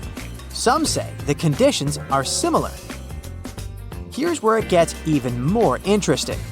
The USGA didn't just take Alan's word on where the balls landed. They wanted to investigate. For starters, they used ultra-clear footage of the Apollo 14 mission. They also used some sharp images from NASA's special moon camera, launched in 2009. Using this imagery, they mapped out the journey of those two golf balls. Alan loved his unique golf club so much, he wanted to bring it back home. No big deal, right? Well, you see, in those days, astronauts would leave behind unnecessary items to make space for moon rocks. But not this club. So during the 70s, this interstellar golf club found a new home at the USGA Museum in New Jersey. Unlike regular golf clubs, this one had a twist. It was crafted from aluminum and Teflon. It was built to fold and fit snugly within the tight spaces of the lunar lander. How did this whole moon golf idea even pop up? Well, in 1970, golf legend Bob Hope paid a visit to NASA. Inspired by Hope's love for golf, an idea came into Shepard's head: moon golf. To turn his dream into reality, he collaborated with a golf professional and NASA's tech specialists. Together, they crafted a club that met NASA's strict safety norms. But hey, Alan didn't want this to be just a surprise stunt. Remember, traveling to the moon required very strict protocols. They couldn't just randomly have a picnic up there, you know? So, Alan made sure NASA officials agreed with this impromptu game of golf. They were initially skeptical, but eventually gave the green light after Alan passionately laid out his plan. He also promised he'd start playing if everything went smoothly on the mission. Determined to make it perfect, Alan prepped like a champ. The story goes that he'd put on his hefty spacesuit and sneak off to secret spots so he could practice. Decades later, he'd still be reflecting on his lunar escapade. He was the only golfer to ever swing on the moon. It's not just golf balls that astronauts left behind on their trips. There were actually a lot of objects left on the moon between 1969 and 1972, the year of the last moon landing. Each time you gaze up at the moon, remember that there's a cute family photo up there, some huge science gadgets, a small statue, a bunch of, well, human waste bags, and yes, some American flags. Years have passed by, and yes, technically those items are still hanging out there, though they've probably seen better days because of the harsh conditions on the moon. Some items had a special place in the astronauts' hearts and were meant to stay on the moon. But hey, leaving some stuff behind also meant they could bring back moon samples. You know the feeling. It's like when you need to make room in your suitcase for souvenirs when you're finishing a vacation. Does NASA have a complete list of things they left on the moon? Well, not really. In fact, one team tried to create a record of some of the items and reached an amazing list of 106 left there from the Apollo 11 mission alone. And that's not counting Neil Armstrong and Buzz Aldrin's famous footprints. The largest items at each landing site were mostly the sciencey stuff, like pieces of their lunar module and experiments to study the moon in depth. Then there were some beautiful tokens, like Apollo 11's plaque and a special disc with messages from leaders around the world. Some say the astronauts also took medals to remember some heroic cosmonauts, and they even left a gold olive branch, an age-old symbol of peace. Now, later moon missions had a little more fun, like Alan Shepard did with his golf game. But the award for the most heartwarming moment goes to Charlie Duke. During the Apollo 16 mission, he left a picture of his family up there. It's like he wanted them to be a part of the adventure. Although, a heads up, those photos probably didn't age well because of the moon's high exposure to the sun's radiation. There might just be an art museum up there on our satellite too. Let me explain. There is this tiny little art piece called the Moon Museum. It's a ceramic chip about the size of your nail, and it was crafted by an artist named Forrest Myers. This tiny object showcases miniature artworks from 6 talented people. Among them are even the famous Andy Warhol, the same artist known for his iconic soup cans and celebrity portraits. Forrest Myers said he wanted his mini museum to be on the moon, but there was a problem. NASA officials weren't exactly on board with the idea. However, Myers shared with the press that he handed over this art chip to an engineer working on the Apollo 12 mission. According to Myers, this engineer secretly tucked the Moon Museum onto a leg of the lunar lander.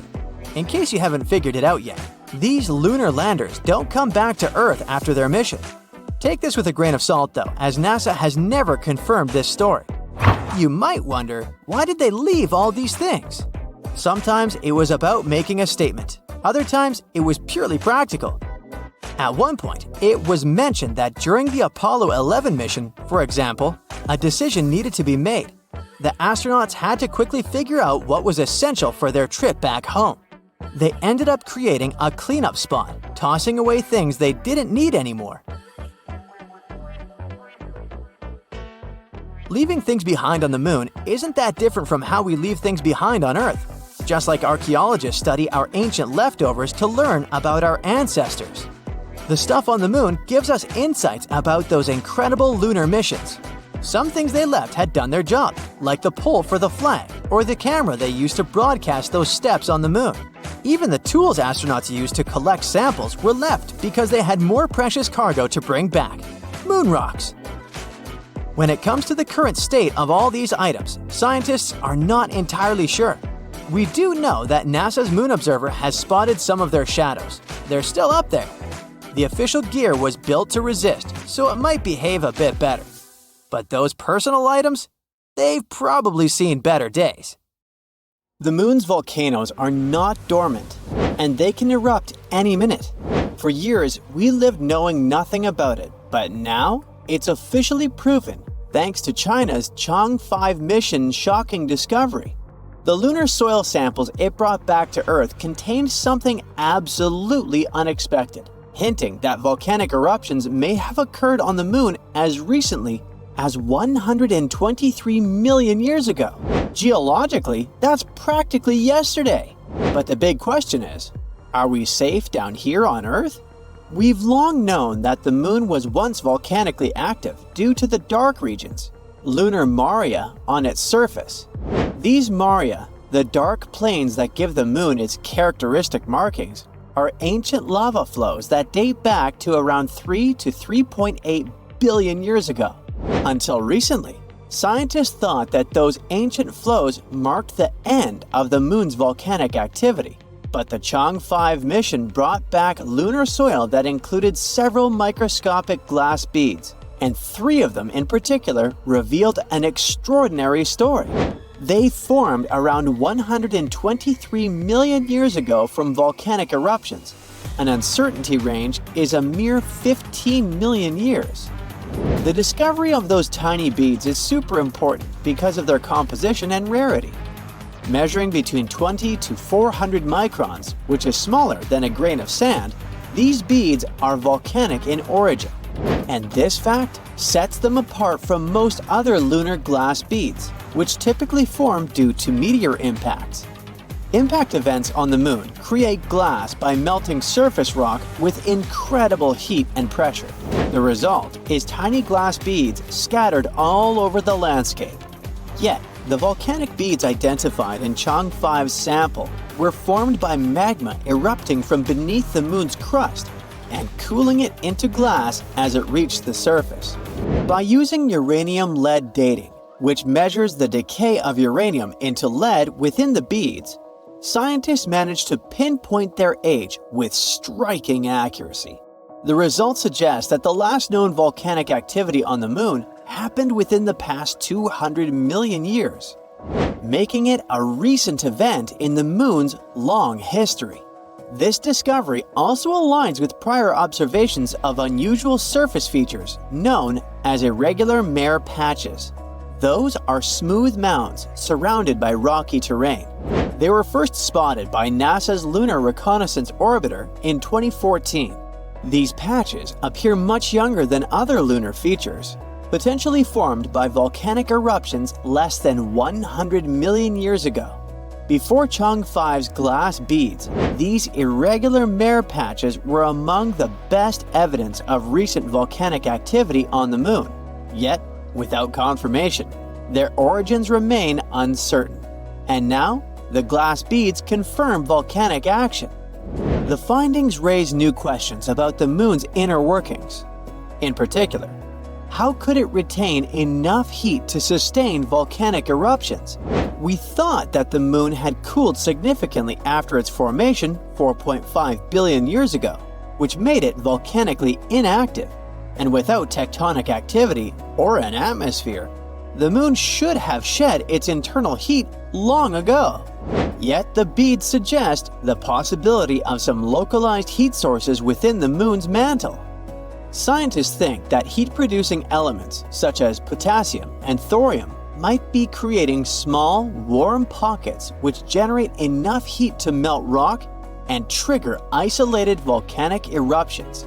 But wait, beyond rewriting the moon's history, this discovery adds an intriguing twist to ongoing studies of transient lunar phenomena. These sightings, often reported as ghostly glows or hazes by amateur astronomers, remain unconfirmed by scientific probes. Some experts just dismiss them as illusions caused by Earth's atmosphere. But if the moon has small pockets of volcanic or outgassing activity, TLP might have a real basis. Gases emitted from beneath the surface could explain such mysterious glows and possibly be a hint of residual volcanic action on the moon. Now, if volcanic activity still lingers on the moon, this might have exciting implications for future lunar missions. In the coming decades, astronauts might be able to use volcanic heat for generating power, melting ice into water, or even warming bases built into the frigid lunar surface. But recent geological discoveries aren't limited to Earth's natural satellite. We learn more about volcanic moons beyond our solar system too. The detection of a possibly volcanic exomoon orbiting exoplanet WASP-49b around 635 light-years away means that volcanic activity may be a common feature among moons. Up until now, Jupiter's moon, Io, held the title of the most volcanic body we know about. But researchers at NASA's Jet Propulsion Laboratory may have found a new candidate. This potential exomoon came to light when scientists observed a cloud of sodium gas around the exoplanet. But the thing is, sodium clouds are unusual in planetary atmospheres and can suggest volcanic activity. The sodium cloud near WASP-49b had a bizarre, unexpected behavior. It was moving erratically, shifting size, and occupying a space too large to be explained by the exoplanet's own atmosphere.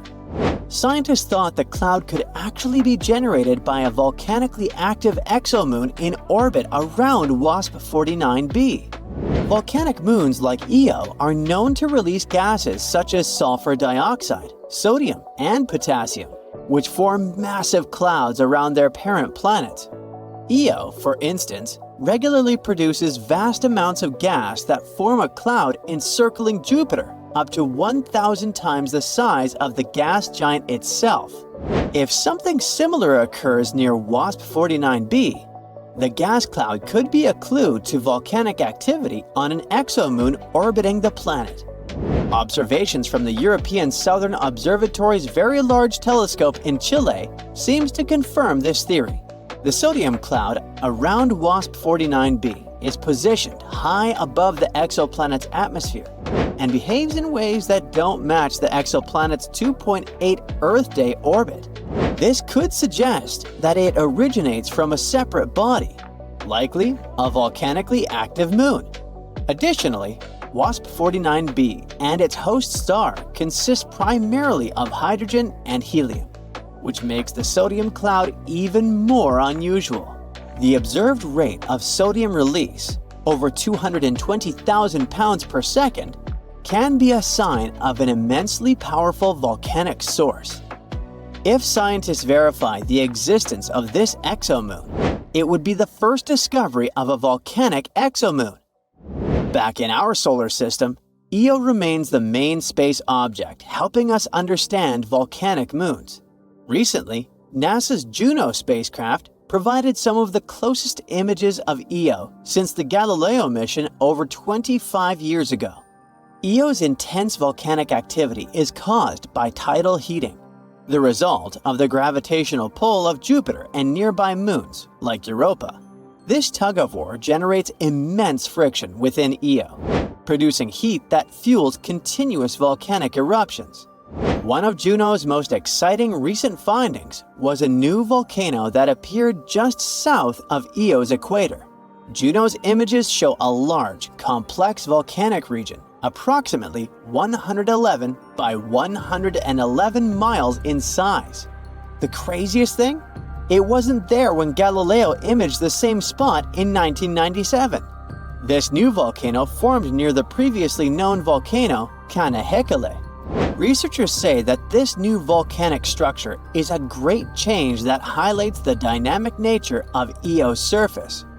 Io's equatorial region is home to most of its volcanoes because of the concentrated tidal heating it experiences. The most powerful eruptions emit sulfurous gases and produce bright lava flows. They cover the moon in colorful, sulfur-rich deposits. JunoCam's image, taken from about 1,570 miles away, shows Io dramatically lit by sunlight reflected off Jupiter, and you can see a stunning view of its constantly changing volcanic surface. Despite these detailed observations, there are still many mysteries about Io's volcanism. Scientists are particularly curious about how tidal heating affects Io's interior, and whether it has a subsurface magma ocean. Plus, researchers try to understand what triggers different types of eruptions. For example, plumes versus lava flows, and how volcanic gases shape Io's surface and thin atmosphere. The study of volcanic moons from Io to the possible exomoon near WASP-49b sheds light on how tidal forces create volcanic activity in different moons. In icy moons like Europa, tidal heating sustains liquid oceans beneath the surface, creating potential habitats for life. But for Io without an ocean, the same forces instead generate powerful volcanic activity. Plus, if volcanic exomoons do exist, like the one possibly orbiting WASP-49b, we might soon discover more volcanic bodies across the galaxy. In 2025, humans will have a unique opportunity – travel to the moon. So far, only 12 people have walked on Earth's natural satellite, but a private company is offering tourists a chance to change that. If you are hog-stinky rich, you can pay $750 million to spend several days exploring the moon and watching Earth from a distance. You can even join unique scientific experiments. Now, humans also want to build their forever homes on the moon. In fact, NASA believes that North Americans may have their own share of the moon by 2040. And you don't even need to be an astronaut to buy a plot of land on the moon. Of course, billionaires are already making plans. Their first idea is to exploit natural resources. The moon is packed with stuff that is rare here on Earth, like helium-3 and many rare Earth minerals, or more precisely, rare moon minerals. But I digress. Hey, if you can get your hands on some of it, you may get even richer. First, helium-3. It's great for clean nuclear energy, but it's super rare on Earth because it escapes into space. The moon, though, has tons of it, enough to power Earth for 1,000 years. Rare earth minerals are not actually rare on Earth, but they're hard to mine because they react with oxygen. On the moon, hey, there's no oxygen, so we could easily get loads of these materials to make better tech, like electronics and batteries. Scientists aren't thrilled about this. For the first time, they have a chance to explore 4.5 billion years of space history. Because the moon's soil has stayed the same for billions of years. Studying its rocks could reveal lots of secrets about the universe's origins. But if billionaires mine the moon and destroy these rocks, all that knowledge could be lost forever. Another problem with exploring the moon is the size of it. The moon is big. But the best spots, the ones with water and sunlight, are limited. Most of the lunar surface is dangerous because of earthquakes or moonquakes, radiation, and meteorites. That means tourists, scientists, and mining companies would be elbowing each other in 3 small regions. The first region is called the Peaks of Eternal Light because there's always sunlight over there, making it a great energy source for telescopes or human colonies. The second spot is the far side of the moon. Here, radio signals from Earth are not so strong. It's not just peaceful and quiet there. It's also a great place to set up a telescope and study the universe. The third place is called the Pits of Eternal Darkness. It's where all the trolls on social media go on vacation. Nah, it's really because no sunlight reaches that area. This place is even better for scientists because they can use special astronomy tools to study the most distant parts of the universe. This is also where you can find about 1 billion tons of water.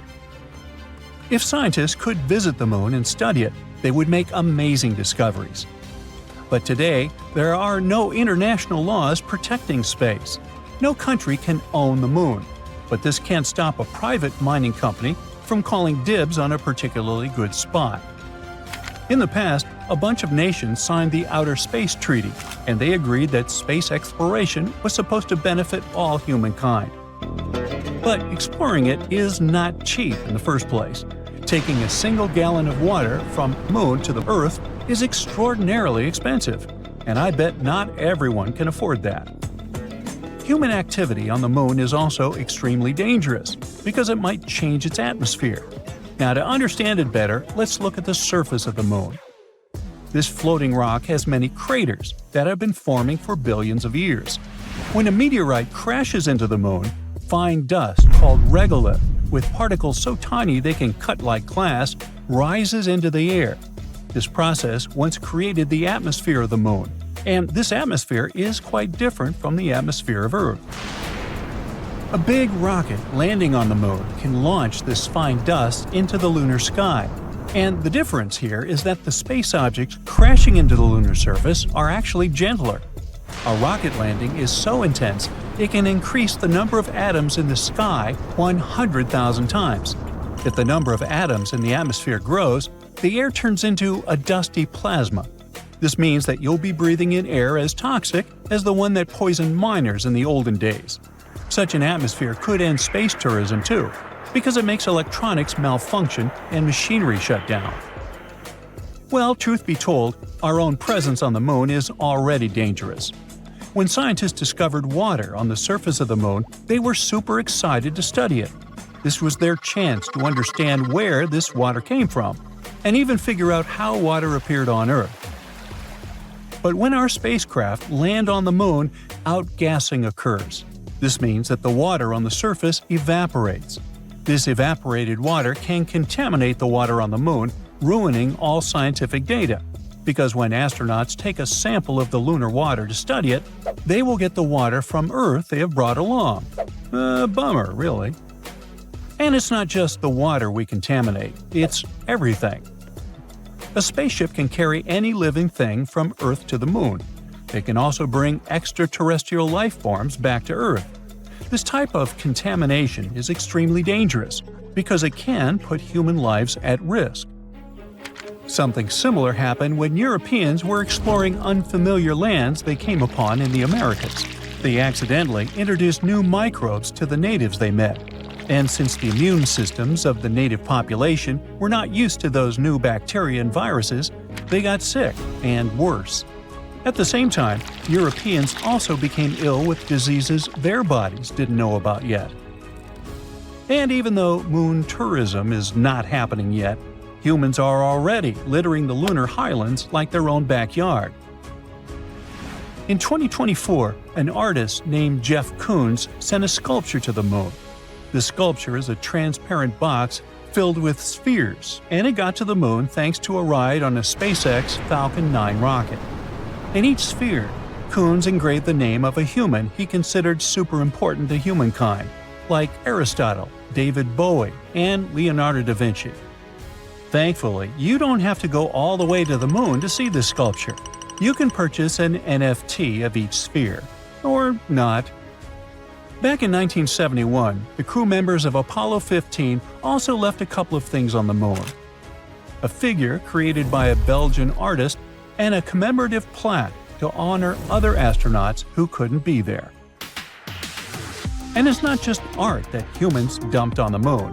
If you take a walk, you might just stumble upon 413,000 pounds of materials left behind, including a gold olive branch, a falcon feather, a silver astronaut pin, a Bible, some golf balls, a hammer, and even leftover urine collection kits.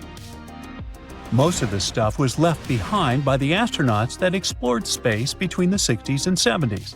So you can find moon rangers, lunar probes, and orbiters that are decades old already. Now, to be fair, bringing back unnecessary equipment costs a ton of money. And back in the 60s, their priority was the safety of the astronauts. The sad truth is that the Moon is already turning into an extraterrestrial landfill, and we don't even live there yet. But now we want to settle there, so NASA is trying to get rid of all this trash. The good news? Hey, you can be part of this process. The space agency launched a competition called the Lunar Recycle Challenge, and if you want to join it, you must find ways to reduce the amount of litter produced and recycle it into materials that can be used for space exploration. To win, you need to develop a way to completely recycle the trash that is on the surface of the Moon. You will help science and win $3 million. And if you get this sum, well, you might finally afford a ticket into space. Under your feet, the Moon is pulsing. You feel danger with every pore of your body. The lifeless satellite, or so you thought, stays still for a second before knocking you down to the ground with a powerful tremor. Is it a moonquake? For years, scientists believed the Moon was completely inactive, but the newest evidence seems to suggest that this idea is totally wrong. Researchers from the University of Maryland have recently discovered 266 mysterious ridges on the far side of the Moon. And these ridges likely point to recent geological activity. So, are we really talking moonquakes? Well, kind of. The ridges are located in volcanic regions that formed 3.2 to 3.6 billion years ago. But they appear much younger than expected. Typically found in clusters of 10 to 40, they're often located in areas where the Moon's surface is structurally weaker. Now, when astronomers speak about recent, don't take their words literally. They don't mean last year or even decade. Most models scientists created suggested that the Moon's geological activity ended 2.5 to 3 billion years ago. But the new information hints at the possibility that these formations have been active within the last billion years. Some of the smaller ridges seem to have formed as recently as 200 million years ago, and that is considered relatively young on the Moon's timescale. It means that the Moon may still be experiencing geological changes today. These discoveries kinda challenge our understanding of the Moon's history and evolution. But how did scientists come to these conclusions anyway? Researchers from the University of Maryland and the Smithsonian Institution used crater counting to estimate the age of lunar ridges. It works like this. Surfaces with fewer craters are younger, and the more craters some region has, the older it is. Plus, the analysis showed that some ridges cut through already existing craters, meaning they likely formed around 160 million years ago. In geological terms, this is very recent, suggesting that these ridge-forming processes may still be happening. Another cool thing is that the ridges on both the near and far sides of the Moon are similar, which means they may have formed through the same geological processes, having been shaped by the same forces. These forces might include the Moon's gradual shrinking, thermal contraction, and shifts in its orbit. We'll talk about it a bit later. Another argument supporting the idea of a still active Moon is decades-old data from the Apollo missions. They had already detected shallow moonquakes with the Apollo Lunar Seismic Experiment, recording 28 quakes ranging from magnitude 1.5 to 5. Researchers believe that these ridges may be linked to similar seismic activity. Now, about that bizarre shrinking of our natural satellite. Scientists believe the Moon formed about 4.5 billion years ago when a Mars-sized object collided with early Earth. This catastrophic impact likely sent bunches of superheated material into space. Eventually, they came together and formed the Moon. In its early years, the Moon was just a molten world, shaking from intense volcanic and seismic activity. So, the Moon used to be a molten mess floating through space. But when did it actually solidify? Scientists have finally figured it out, 4.43 billion years ago. This was a huge turning point, not just for the Moon, but for Earth too. After all, the giant impact that formed the Moon might have also been the final blow that made Earth stable enough to support life. In any case, billions of years passed. The Moon gradually cooled and contracted. And now look at this modern-day rocky sphere illuminating our nights. But the Moon isn't completely rigid yet. It still keeps cooling. And this slow cooling of its core might be one possible reason for the Moon's continued activity. As it cools, the Moon's interior contracts, which leads to cracks and shifts in the crust. One of the clearest signs of this contraction is found in the lunar maria. See these large, dark patches on the Moon? Those are called maria, areas formed when lava filled ancient asteroid impact craters and then solidified. Then, over time, the cooling and contracting crust created these wrinkle ridges. Another factor of the ongoing geological activity could be the Moon's gravitational interactions with Earth. Such non-stop powerful interactions likely create surface stress and trigger tectonic movements. It's all good and exciting, but can this activity on the Moon actually affect humans? In a sense, it can. The Moon has long been seen as a stable place for future bases and resource extraction. But the discovery of this ongoing geological activity is pretty worrying. If the surface is still shifting, future settlements, infrastructure, and mining operations could face serious risks. That's why, at the moment, we need seismometers and ground-penetrating radars to better understand these movements. It will allow us to assess potential dangers before any long-term missions begin. By the way, there's another potential problem future lunar missions might have to deal with, and it's moon dust, aka regolith. Apollo astronauts quickly learned that this jagged, sticky dust gets everywhere and can damage suits, equipment, and even health. A new study from Texas A&M engineers found another problem. When rockets land or take off, they kick up regolith, which can become a collision hazard, especially with many spacecraft bringing crews and cargo to the Moon. Lunar regolith comes in all sizes, from tiny dust particles to large rocks. The main ingredient in moon dust is fine silicate materials, about 70 microns in size, like a human hair. They formed over billions of years as meteors and asteroids smashed into the moon's surface, grinding much of it into powder. Unlike Earth, the moon has almost no atmosphere. It's incredibly thin, so there's no wind or water to smooth out the dust. On top of that, constant exposure to solar wind has given the regolith an electrostatic charge, making it stick to anything it touches. Apollo astronauts quickly found this out the hard way. Moon dust clung to their suits, got trapped inside their landers, and stuck to everything. Worse, it became a health hazard, causing eye irritation and breathing problems inside their spacecraft. But at the moment, it seems like a problem for future us. A much more important issue is finding water to support future missions, and China is going to deal with it. It's getting ready for a big mission to look for hidden ice on the moon. As part of the Chang'e 7 mission in 2026, a flying robot will explore deep craters at the moon's south pole, where ice might be trapped. If they manage to confirm it, this could be a game changer for future lunar missions. Astronauts will have a water source and even fuel for space travel.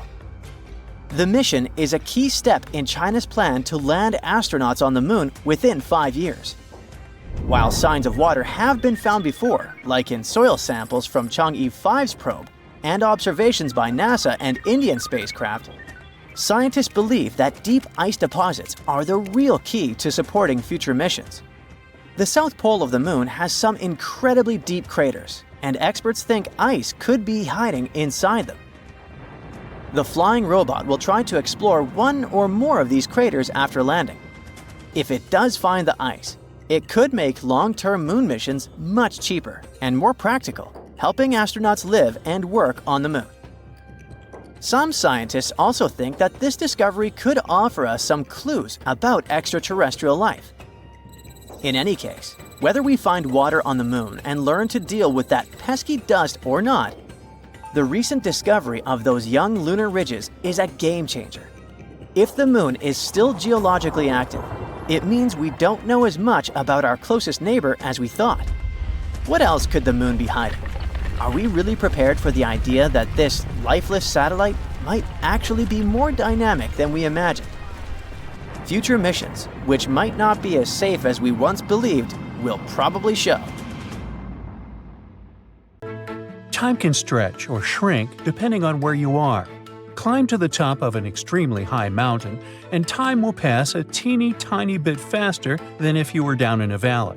That's all because of gravity and how it affects time. We hardly notice it in our everyday life, but for scientists and space agencies preparing to send people to the moon, these minuscule differences in time really do matter. We'll get to answer the why question a bit later. Right now, a new space race is underway. Many countries want to establish long-term bases on the moon. With humans up there, things like reliable timekeeping become crucial. The thing is, the moon doesn't operate on Earth's time. A day on the moon runs slightly faster than a day on Earth. The difference is about 56 microseconds, and it seems insignificant. But over time, even such a difference can add up, creating bigger issues. So, to keep lunar missions running smoothly and prevent things from drifting out of sync, NASA and scientists around the world are now dealing with a tricky challenge: creating an entirely new lunar timescale. NASA is supposed to start using it by 2026. It's the same year they hope to send astronauts back to the moon for the first time in 50 years. But this new timescale is not just a moon time zone. It's actually an entire system that will adjust for the moon's faster time and keep everything synchronized with Earth's time systems. Only in this case will missions be able to run smoothly. You see, on Earth our timekeeping is already surprisingly complicated. It might seem like time should be a straightforward concept, but keeping accurate time is actually a precise science, especially when you consider how much timekeeping affects our daily lives. So, to keep global time coordinated, scientists rely on something called Coordinated Universal Time, also known as UTC. This global time standard is based on ultra-precise atomic clocks that scientists place in separate locations all over the world. Atomic clocks are cool because they measure time based on the consistent vibrations of atoms, so they're super stable and accurate. This helps scientists make sure UTC is the same for everyone everywhere. These atomic clocks also take into account that time moves slightly more slowly the closer you are to the center of our planet. So, atomic clocks positioned closer to the Earth's surface tick a bit more slowly due to stronger gravitational pull. This effect, explained by Einstein's theory of relativity, happens because gravity affects time. By spreading atomic clocks across different elevations, scientists average out all the tiny time differences caused by gravity. Also, for precise timekeeping, scientists occasionally add leap seconds to account for the small natural changes in Earth's rotation speed. It sounds pretty technical, but this process of keeping everyone on the same time helps make the modern world function.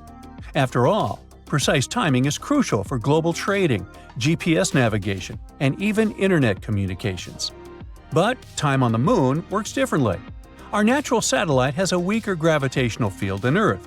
That's why clocks on the Moon tick a bit faster. This difference means that lunar clocks are very likely to slowly drift away from Earth clocks if there's no correction. It can lead to big problems when astronauts need to keep in close contact with Earth or navigate around the lunar surface. NASA's solution is something called a lunar time scale. Scientists aren't going to adjust moon clocks to match Earth exactly. Instead, they want to establish a unique system that measures lunar time accurately, but is also easy to convert back to Earth time. Think of it as creating a whole new framework just for the Moon. To make this lunar time system work, NASA is cooperating with international colleagues like the European Space Agency. Together, they're setting up what they call LunaNet. This lunar network will be a bit like the Internet for the Moon. It'll make sure all the lunar clocks work together and align with Earth-based time. Just like how atomic clocks around the world coordinate for UTC on Earth, clocks on the Moon will be part of this larger LunaNet network. Now, scientists are pretty experienced when it comes to managing time in space. Global Positioning System satellites, which orbit Earth about 12,550 miles high, have atomic clocks on board. These clocks tick faster than clocks on the Earth's surface because they're quite far away from Earth's gravitational pull. But then, how does GPS navigation stay accurate? It's because scientists have figured out ways to slow those clocks down to match Earth's time. This experience with GPS clocks is a great base for what scientists need to do on the Moon. In some ways, it might be even easier than managing GPS. Scientists can work with lunar clocks as they naturally are, instead of needing to adjust them to sync perfectly with Earth. By setting up accurate lunar time from the start, scientists hope to avoid some of the complications of managing GPS satellites. And now, here's the interesting part, or maybe more interesting.